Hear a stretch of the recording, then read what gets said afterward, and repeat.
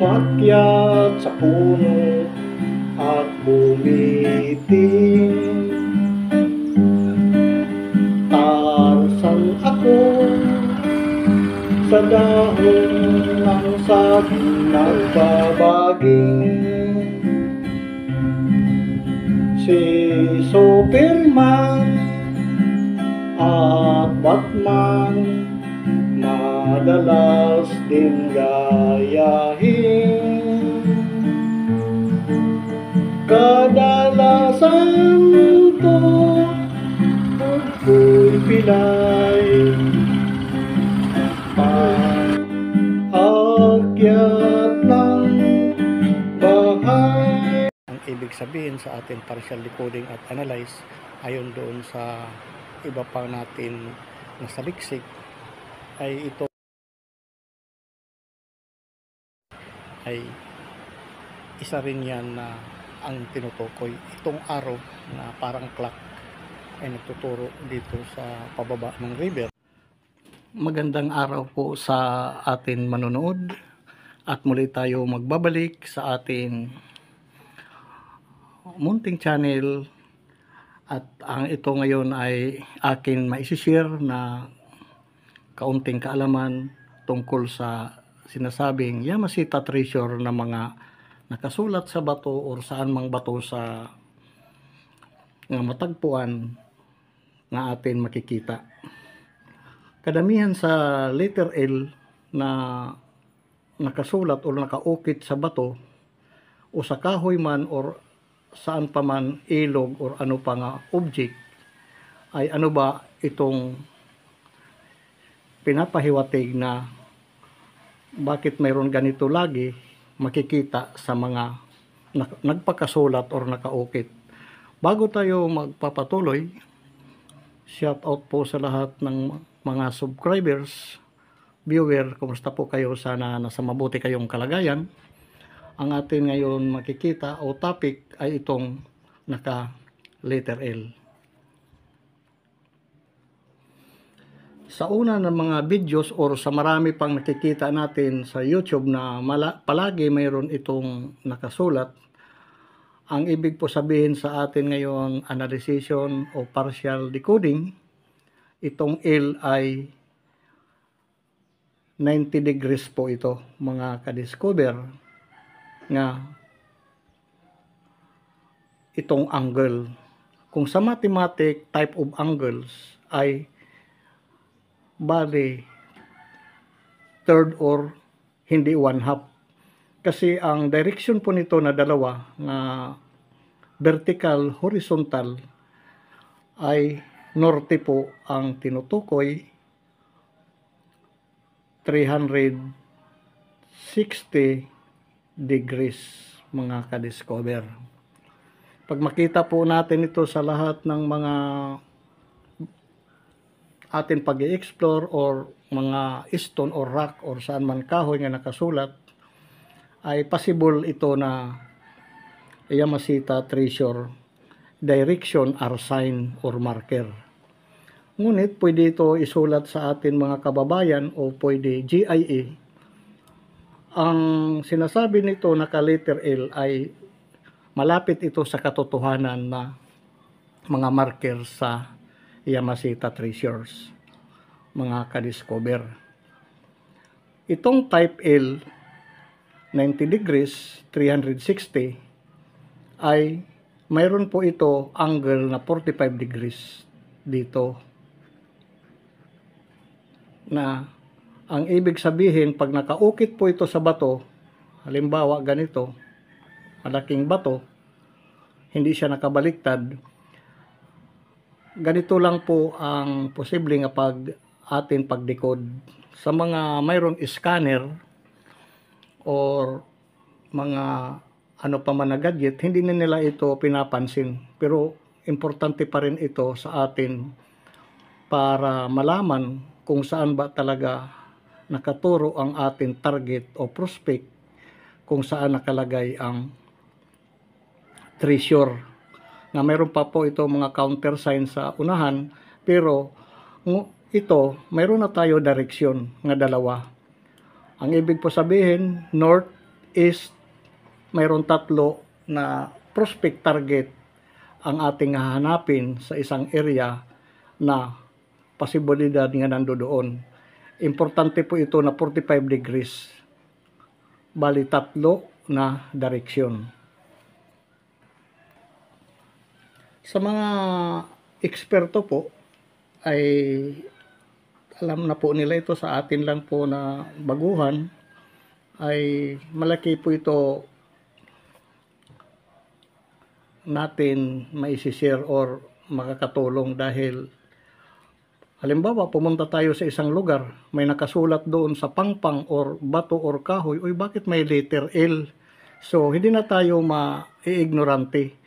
Alam na natin nga itong nakasulat ay possible nga GIA markers or signs sa isang lugar. Kahit ano, kung ano man itong ginamit nila, importante ito ay kahulugan na malapit sa Yamashita Treasure, sabi pa natin kanina. Ngunit ang atin ngayon tanong, ano ba ang distance itong letter L na may 45 degrees sa bato or saan man nakaukit? Sa GIN or Imperial Navy, ang itong naka letter L, equivalent ito ng number 7. Ayan, ito po, klaro ba ito makita natin? 'Di ba parehas sila? Binigyan lang natin ng angle. Sa GIN, Imperial Navy, ay kung sa atin dito, number 7 po ito nga number. At mayroon na tayo prospect na distance. Isa lang po nila ito nga word nga letter L, ngunit marami po siya option, maraming kahulugan. Nga po ito 360 degrees, 90 degrees, 45 degrees. Paano ngayon ang distance? Pwede ito gamitin nila ng distance nga letter L.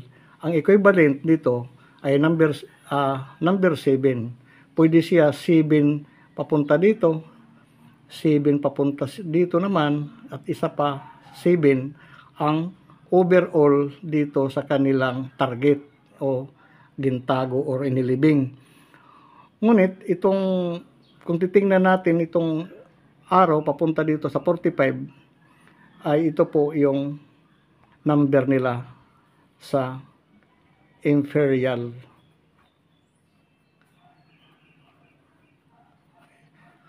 Ang number na ito nga letter L.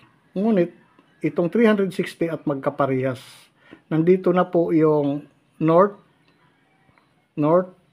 east, tapos number 7. Magkaisa lang po ito sila nga ang ibig sabihin. Sa iba pa po, marami pa po ito siguro ko option, pero ito ay malapit sa katotohanan ng Yamashita Treasure ng mga sign and markers, mga ka-discover. Sinasabi pa natin na malapit sa katotohanan. Sa paglikod naman natin ay hindi naman po 100% na ito na ang kahulugan. Ngunit sinabi natin na malapit ito sa katotohanan. Dahil kung isi-search natin o kayo mag-search, ay ganito po ang number ng Imperial Navy nga letter L. Mayroon po naman siyang arrow na para naman sa atin isulat nga parang ganyan, 7, parang ganito. Maiksi po ito. Kita ba? Ay, hindi. Sorry. Hindi makita. Ito, para naman siyang arrow na last video, mayroon po itong dalawa, ganito, at saka itong arrow. Nga mahaba ito maiksi, na kung babasahin natin ay number 7. Ang kapalit naman nito, nga arrow na ganito, ay number 9. Sa atin 7, pero 9 sa Imperial Navy, Japanese Imperial Navy. Ito yung kanilang sulat or number sa Imperial. Sa atin 7, pero sa kanila 9.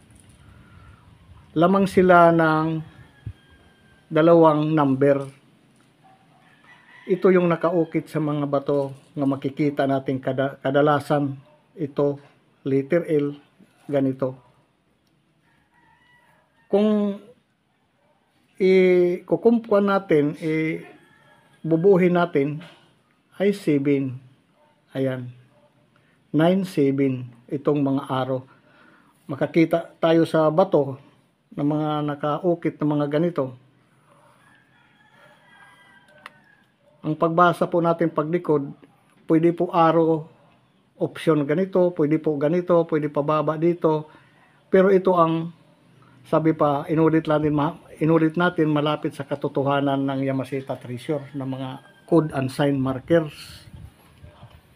So, explore lang natin itong lugar. Kung maghanap, huwag lang matamad tayo. Kung gusto natin ma-discover or makita o makuha ninyo sa inyong lugar, sa inyong lupa, saan man ito lang, pag makita natin ito, ay malaking tulong na rin po na alam natin ito nga, posible nga ito yung mga tinutukoy na mga sign na ito.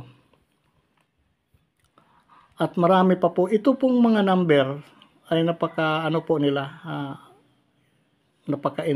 intelligence nilang pagdating sa markers. Ginihiwalay po nila ito na mga pagbaon, mga katiits. For example, meron kayo nakita sa inyong lugar, ganito yung mga bato. Yan, bato. Yan. Tapos para siyang nag-cross pero malalayo po ito. Ganyan. Yan po. Tapos mayroon po naman dito siya naman kahoy. Ganyan. Kung ano pa dito, object na isa. Ay nangahulugan po yan ay tree or kahoy sa kanji. Ipapattern lang po natin pero hindi siya talaga align para siyang sinadya nga hindi mahalata. Pero kung ikokonekta natin itong mga angle, ayan, tapos ikokonekta natin dito sa puno ng kahoy, missing po dito yung isang angle, mga ka-discover. Ayan na. Ang ibig po sabihin dito ay tree. Wala dito yung isang angle. Lalagyan natin ng angle. Kanji na po ito ng tree. Kanji. Pasensya yung pagsulat, no? Parang hindi ko masyado klaro.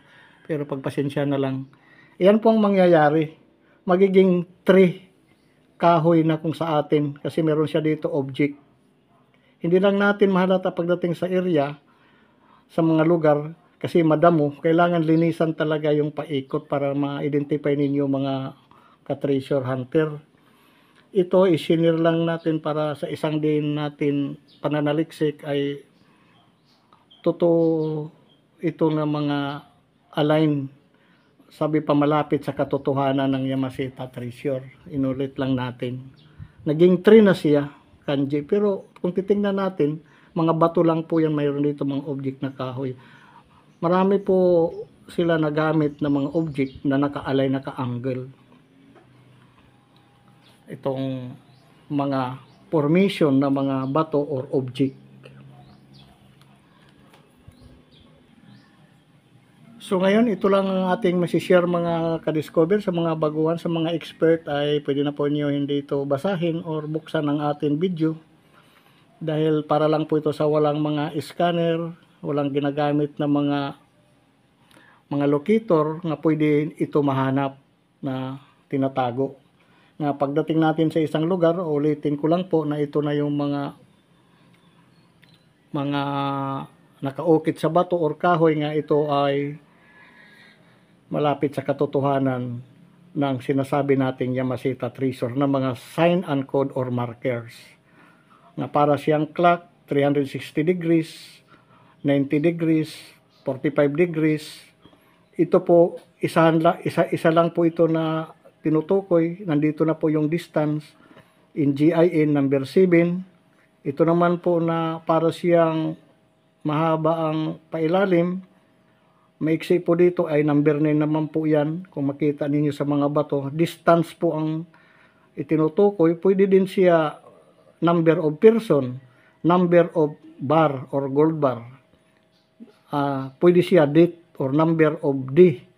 Marami po ito mga kahulugan sila, pero pinaghihiwalay po nila ito sa mga bato, hindi lang sa isang bato.